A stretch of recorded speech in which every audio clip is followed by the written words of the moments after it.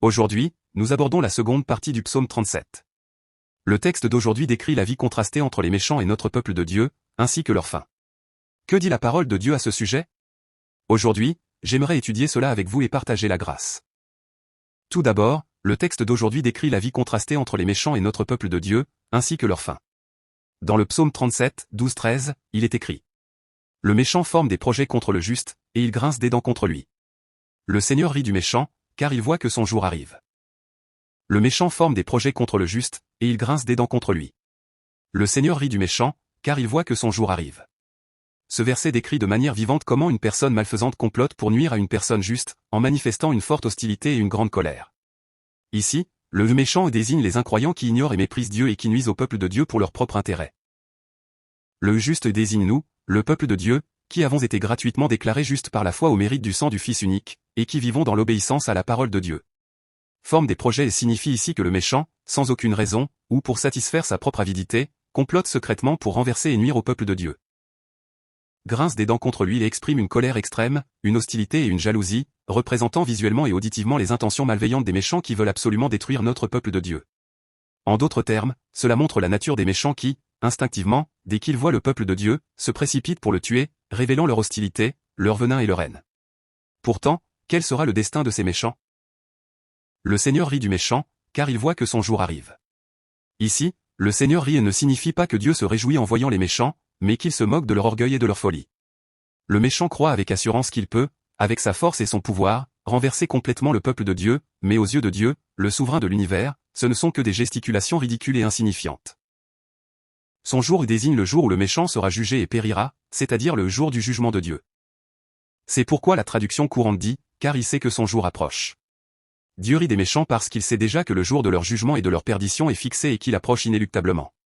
En fin de compte, ce verset signifie que même si les méchants grincent des dents et complotent pour nuire au peuple de Dieu, ils ne pourront pas échapper au jugement de Dieu. Par conséquent, le peuple de Dieu n'a pas besoin d'être découragé ou effrayé par ces méchants.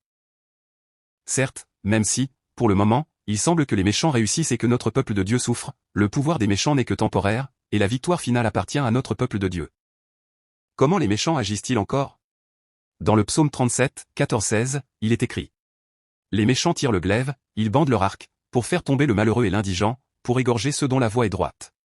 Le glaive entrera dans leur propre cœur, et leurs arcs seront brisés. Le peu que possède le juste vaut mieux que la richesse de beaucoup de méchants. Les méchants tirent le glaive, ils bandent leur arc, pour faire tomber le malheureux et l'indigent, pour égorger ceux dont la voie est droite. Ce verset décrit la persécution du peuple de Dieu par les méchants en utilisant les images du glaive et de l'arc, qui sont des armes mortelles. Si, au verset 12, l'expression tire le glaive et bande l'arc représente la phase de complot secret et de grincement de dents, c'est-à-dire l'expression de la colère, alors ce passage décrit l'action réelle, l'entrée dans la violence et la persécution. Cela montre une situation de crise imminente où tous les préparatifs pour détruire totalement l'adversaire sont terminés et où l'on est prêt à attaquer. Le malheureux et l'indigent désigne ici notre peuple de Dieu, qui est faible et n'a pas la force de se protéger lui-même contre la violence des méchants. Cette expression est utilisée pour exposer la lâcheté des méchants, qui sont faibles face aux forts, mais infiniment forts face aux faibles. Ceux dont la voie est droite désigne également notre peuple de Dieu, et cette expression est utilisée pour souligner une autre raison pour laquelle les méchants veulent tuer le peuple de Dieu. La raison pour laquelle les méchants veulent tuer notre peuple de Dieu n'est pas seulement la haine, mais aussi le fait que la vie juste du peuple de Dieu dénonce et irrite l'injustice des méchants. En d'autres termes, le mal agir des méchants est une tentative de cacher leur propre méchanceté et laideur, et de détruire la lumière bonne et pure du peuple de Dieu. Cependant, quelles conséquences cette action aura-t-elle pour eux? Le glaive entrera dans leur propre cœur, et leurs arcs seront brisés. Le peu que possède le juste vaut mieux que la richesse de beaucoup de méchants. Ce verset contient un message de jugement puissant, les armes mortelles que les méchants ont brandies avec arrogance pour nuire au peuple de Dieu finiront par devenir un boomerang qui leur reviendra dessus et les détruira eux-mêmes. Ici, cœur en hébreu et lève, ce qui signifie aussi l'organe le plus vital, le cœur. Cela signifie que les lames tranchantes qu'ils ont tirées pour poignarder le peuple de Dieu perceront leur propre cœur. En fin de compte, ils tomberont dans la fosse qu'ils ont creusée pour les autres. Arc est une arme puissante pour atteindre l'ennemi à distance. Cependant, si cet arc se brise au moment précis où la corde est tendue, l'énorme énergie se retournera contre celui qui voulait tirer. En d'autres termes, tous les plans et intrigues que les méchants ont élaborés minutieusement pour nuire au peuple de Dieu seront neutralisés et brisés en un instant. Cela signifie que même si les méchants essaient instinctivement de nuire et de détruire le peuple de Dieu, toutes leurs intentions, plans et objectifs maléfiques échoueront et se retourneront contre eux comme un poison mortel. Oui, la victoire, le pouvoir ou la richesse obtenue par les méchants par des moyens injustes deviendront finalement un piège pour leur propre coup. Pourquoi? Parce que Dieu est celui qui dirige et gouverne toutes choses dans ce monde selon sa volonté. Parce que Dieu est celui qui garde et protège son peuple. C'est pourquoi, sans la permission de Dieu, les intrigues, plans et menaces des méchants ne pourront jamais être exécutés ou accomplis. Dieu retournera la pointe de leurs glaives et de leurs flèches contre eux-mêmes, les transformant en poison qui détruira les méchants. Alors, qui est béni en fin de compte? Le peu que possède le juste vaut mieux que la richesse de beaucoup de méchants. Le peu que possède le juste est une expression synecdochique qui représente toute la vie de notre peuple de Dieu.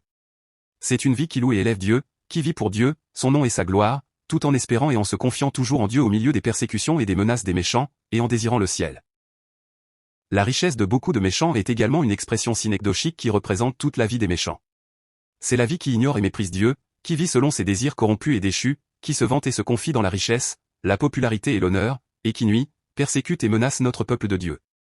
En d'autres termes, ce verset signifie que la vie de notre peuple de Dieu est bien meilleure que celle des méchants. Même si l'on vit un peu pauvrement sur cette terre, même si l'on vit sous les menaces et les persécutions des méchants, la vie de cet enfant de Dieu est bien plus bénie. Même si notre peuple de Dieu sur cette terre n'a qu'un peu de possession, peu de richesse, peu de pouvoir ou peu de santé, c'est bien meilleur que si les méchants se vantent de beaucoup de choses. Pourquoi? Parce que la vie des méchants accumule déjà la colère de Dieu et porte en elle une terrible malédiction et le jugement de Dieu. Ainsi, même si l'on vit un peu dans le manque sur cette terre, la vie dans laquelle je connais bien Dieu, où je vis dans une relation intime avec Dieu, en louant et en élevant Dieu, est bien plus bénie. Que dit encore la parole de Dieu sur la vie contrastée entre les méchants et notre peuple de Dieu, ainsi que leur fin? Dans le psaume 37, 17-20, il est écrit: Car les bras des méchants seront brisés, mais l'Éternel soutient les justes. L'Éternel connaît les jours des hommes intègres, et leur héritage dure à toujours. Ils ne sont pas confondus au temps du malheur, et ils sont rassasiés au jour de la famine. Mais les méchants périssent, et les ennemis de l'Éternel, comme la graisse des agneaux, ils s'évanouissent comme la fumée. Car les bras des méchants seront brisés, mais l'Éternel soutient les justes. L'Éternel connaît les jours des hommes intègres, et leur héritage dure à toujours. Ce verset peut être considéré comme la base décisive du verset 16 que nous avons examiné précédemment. C'est la réponse à la question, pourquoi le juste avec peu est-il mieux loti que le méchant avec beaucoup? Ici, bras symbolise la force, le pouvoir, la capacité ou les moyens pour accumuler et maintenir la richesse. Les bras des méchants seront brisés et signifie que même si le méchant possède une grande puissance et un bras fort pour piétiner le peuple de Dieu, devant le jugement de Dieu, ce bras sera brisé au point qu'il ne restera aucun os intact. Bien sûr, si cela arrive, celui dont le bras est brisé ne pourra plus brandir son glaive ni protéger ses biens. Toute la force et la prospérité des méchants s'effondreront complètement en un instant. Soutien rappelle l'image de quelqu'un qui tient la main de celui qui est sur le point de tomber, ou qui le prend dans ses bras pour le protéger. Comme un père qui tient la main de son petit enfant. Notre peuple de Dieu semble faible sur cette terre, et semble constamment reculer sous la persécution des méchants. Mais Dieu, le souverain de ce monde et de l'univers, prendra la responsabilité de la vie, de l'existence et de la sécurité de son peuple jusqu'au bout. En d'autres termes, le méchant ne se fie qu'à son propre bras, est orgueilleux et agit violemment, mais ce bras finira par être brisé. Au contraire, notre peuple de Dieu, parce que Dieu le tient toujours, ne tombera pas malgré l'orgueil et la tyrannie des méchants, et restera ferme. L'Éternel connaît les jours des hommes intègres, et leur héritage dure à toujours. Ce verset montre le résultat concret du soutien de Dieu mentionné au verset 17. Hommes intègres désigne ici notre peuple de Dieu, qui a été gratuitement déclaré juste par la foi au mérite du sang du Fils unique, et qui peut être considéré comme sans tache et complet. Connaître les jours ne signifie pas seulement connaître la date, mais que Dieu connaît toute la vie de son peuple, chaque jour, la souffrance, le deuil et l'avenir, cela exprime l'amour profond, l'intérêt et la protection de Dieu qui prend soin de son peuple dans les moindres détails. Dieu sera toujours avec son peuple, prendra soin de lui, le protégera, le comblera et répondra à ses prières à chaque instant. Héritage signifie legs, bien hérité, possession et désigne la bénédiction et l'héritage spirituel que Dieu donne à son peuple. Tandis que la richesse et le pouvoir acquis injustement par les méchants disparaîtront en un instant, la bénédiction et l'héritage spirituel du peuple de Dieu ne seront pas temporaires, mais dureront à toujours. Oui, ils entreront au ciel et jouiront de la vie éternelle et de la joie. Ils ne sont pas confondus au temps du malheur, et ils sont rassasiés au jour de la famine. Mais les méchants périssent, et les ennemis de l'Éternel, comme la graisse des agneaux, ils s'évanouissent comme la fumée. Ici, temps du malheur désigne des périodes de calamités énormes et dangereuses, comme la guerre, les désastres ou les troubles sociaux, que l'homme ne peut gérer par ses propres forces. Dans la Bible, être confondu signifie non seulement un sentiment d'embarras, mais aussi être honteux, déçu ou finalement détruit parce que les soutiens sur lesquels on comptait se sont effondrés. Mais ne pas être confondu signifie que notre peuple de Dieu, même si le monde est bouleversé par le malheur, ne périra pas et ne deviendra pas misérable. Le fondement de leur vie ne sera pas ébranlé le moins du monde. Jour de la famine symbolise une catastrophe économique, une sécheresse extrême ou une crise de survie sans nourriture. Être rassasié signifie que même dans une crise de survie où tout le monde a faim, notre peuple de Dieu, grâce à la méthode surnaturelle de Dieu pour pourvoir et agir, ne sera pas menacé dans son existence, mais sera même pourvu matériellement et spirituellement. Tout comme le prophète Élie a été nourri par des corbeaux pendant la sécheresse. Qu'en est-il? Nous avons vu au verset 16, le peu que possède le juste vaut mieux que la richesse de beaucoup de méchants. En considérant cela, il est possible que, dans la vie quotidienne, notre peuple de Dieu soit simple et possède peu. D'un autre côté, les méchants peuvent avoir brandi leurs glaives et leurs arcs, et accumuler une richesse énorme. Cependant, si un malheur ou une famine inattendue survient, une crise nationale ou mondiale, cette situation sera complètement inversée. La richesse des méchants, qui se sont fiés à leur propre force et à leur richesse, ne sera d'aucun secours en pareil temps, ils seront honteux et auront faim. Au contraire, notre peuple de Dieu, qui ne s'est pas inquiété de ses peu de possessions au quotidien, mais qui s'est confié uniquement en Dieu, jouira d'être rassasié grâce à la provision spéciale de Dieu au jour de la famine. Mais que deviendront les méchants? Mais les méchants périssent, et les ennemis de l'Éternel, comme la graisse des agneaux, ils s'évanouissent comme la fumée.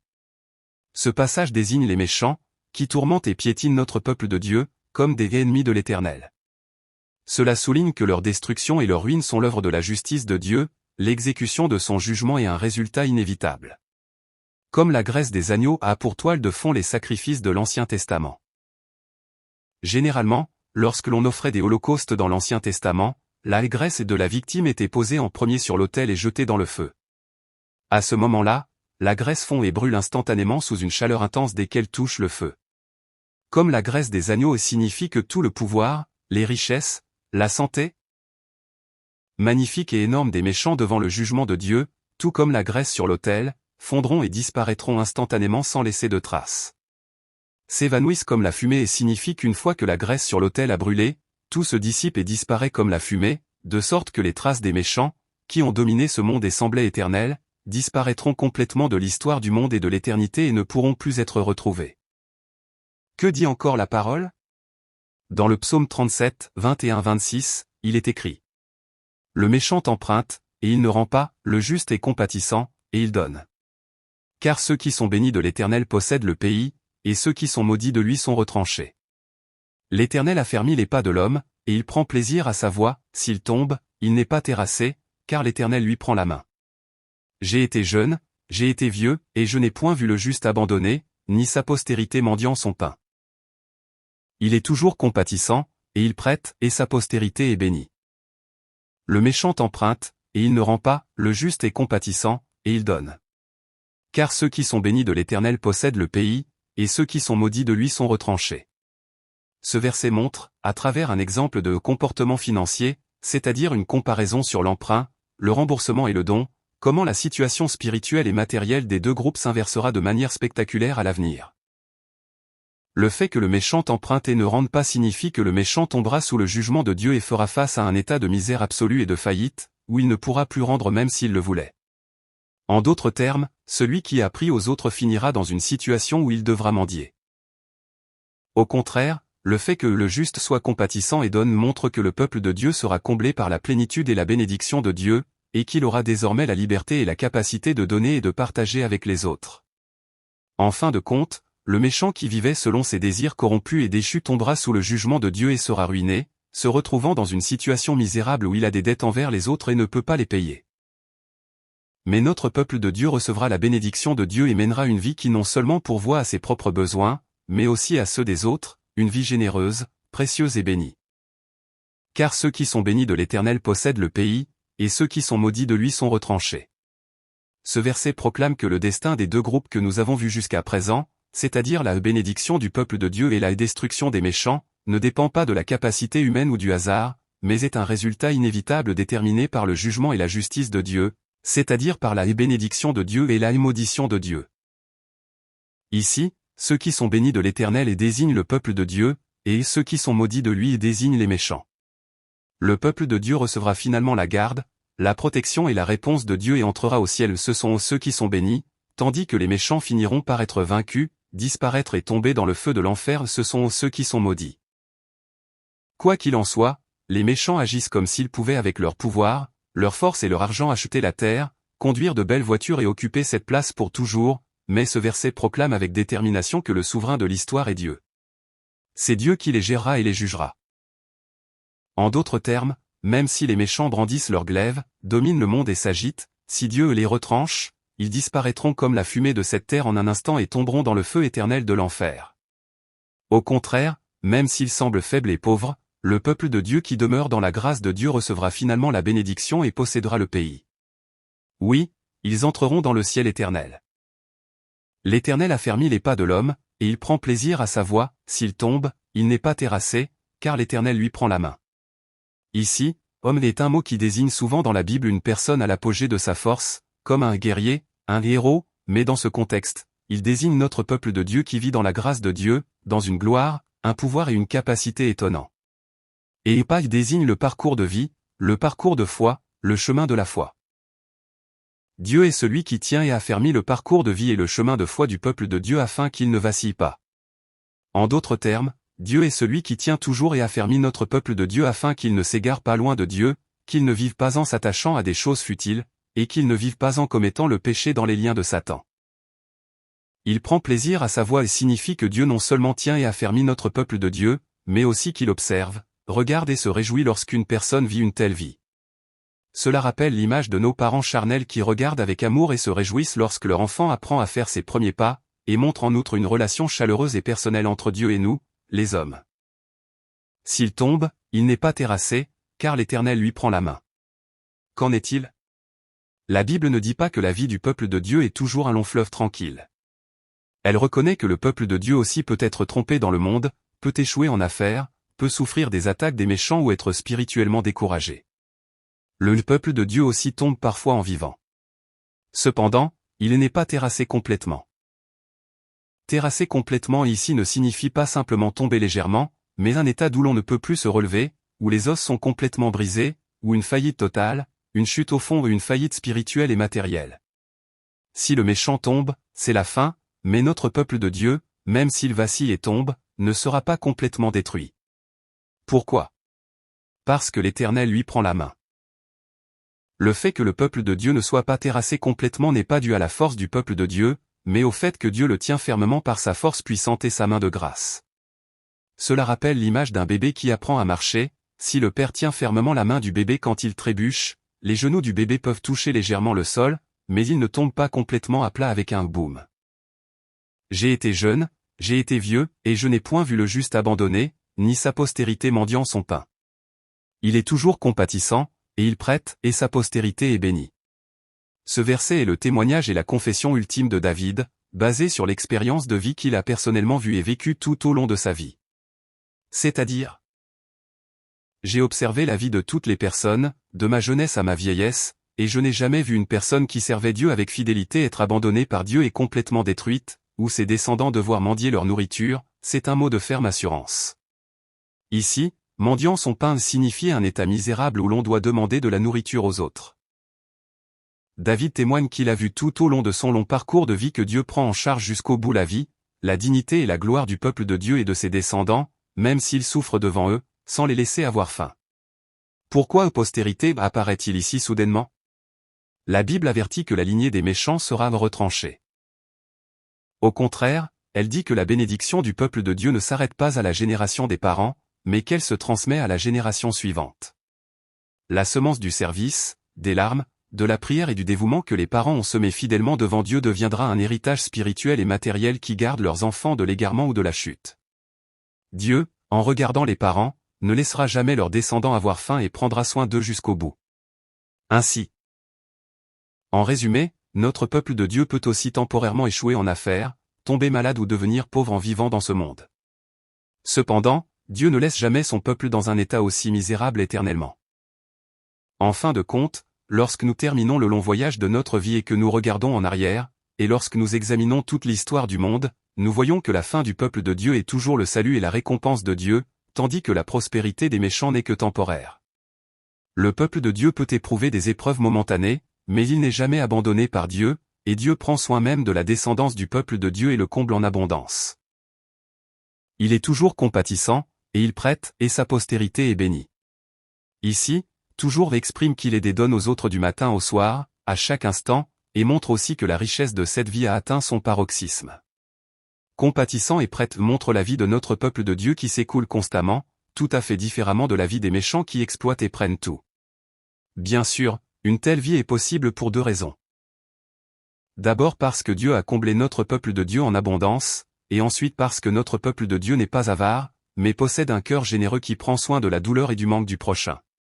Sa postérité est bénie et signifie que cette vie de bonnes actions, de service à Dieu, de prière et de dévouement que les parents ont accompli toute la journée est devenue un immense compte d'épargne de bénédictions pour leurs enfants. Dieu, qui se souvient de la vie des parents, non seulement fera grâce à leurs descendants, mais les nombreux voisins qui ont reçu l'aide des parents rendront également l'appareil aux enfants avec amour et bienveillance. C'est la loi du boomerang, la loi du cycle positif. Le Seigneur rira de lui ****. Dieu. Je te remercie. Je suis reconnaissant. Je t'aime. Nous pouvons rencontrer toutes sortes de souffrances, de détresse, de faim et de douleur durant les jours que nous vivons sur cette terre. Mais je crois que lorsque nous vivons une vie de service, de prière et de dévouement à Dieu au milieu de ces détresses, Dieu s'en souvient, qu'il ne change pas seulement toutes nos situations, mais qu'il est celui qui bénit grandement nos enfants. Dans cette foi, ne nous laisse jamais tomber ou être découragés dans aucune situation, bénis-nous afin que nous puissions toujours être des vainqueurs. Je prie au nom de Jésus. Amen.